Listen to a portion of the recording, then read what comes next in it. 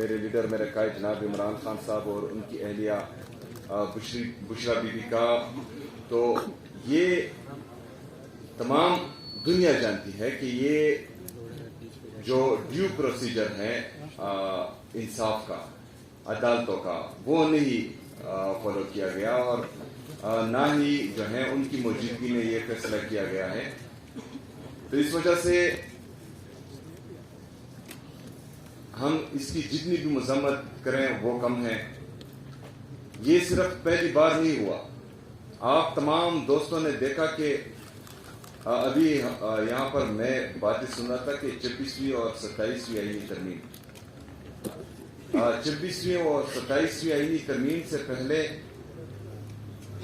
یہی آئین تھا، یہی قانون تھا، یہی جمہوریت تھی. تب بھی انصاف ہمیں دیکھنے کو نہیں ملا تھا، تبھی جمہوریت ہمیں دیکھنے کو نہیں ملی تھی. 26ویں اور 27ویں آئینی ترمیم سے پہلے ہی عوامی مینڈیٹ پر ڈاکہ ڈالا گیا تھا. 26ویں اور 27ویں آئینی ترمیم سے پہلے ہی جو نیشنل پریس کلب میں پریس کانفرنسز کرتا تھا اس کو جو ہے معاف کر دیا جاتا تھا اور وہ تمام کیسز سے بری ہو جاتا تھا.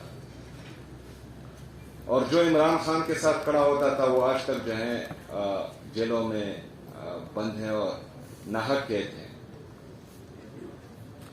تو یہ ادارے جتنے بھی ہیں وہ پہلے سے مفلوج تھے. ہمارا جمہوری نظام پہلے سے ہی مفلوج تھا.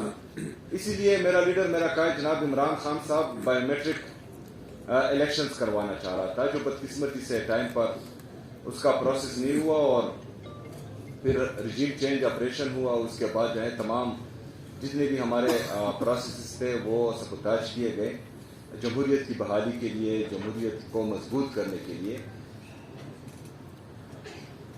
تو ہمارے عدالتیں صرف فیصلے ہی کر رہی ہیں، انصاف نہیں کر رہی. اور اگر کوئی یہ سوچتا ہے کہ آج اس کی حکومت ہے اور کل کو وہ بچ جائے گا تو یہ اس کی خامخیالی ہے، کیونکہ بچنا کسی کو نہیں ہے. لیکن 26ویں اور 27ویں آئینی ترمیم کے ذریعے جو قوانین لائے گئے، بہرحال میرا لیڈر میرا قائد جناب عمران خان صاحب اور ان کی اہلیہ وہ بے گناہ ہے، انہوں نے کوئی جرم نہیں کیا.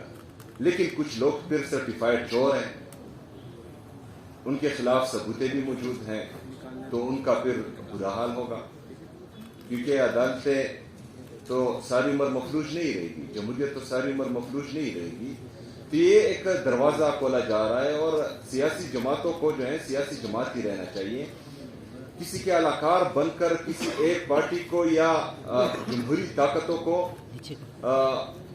اس کا قتل عام، ان کے ورکروں کو ہراساں کرنا، ان پر تشدد کرنا، چادر چار دیواری کی پامالی کرنا، ایک سابقہ وزیر اعظم کی بہنوں کو سڑکوں پر گرانا، ان کی بے عزتی کرنا، ان سے چادریں چھیننا، تو یہ روایت غلط ڈالی جا رہی ہے اور اس کا نقصان پھر سب کو ہوگا.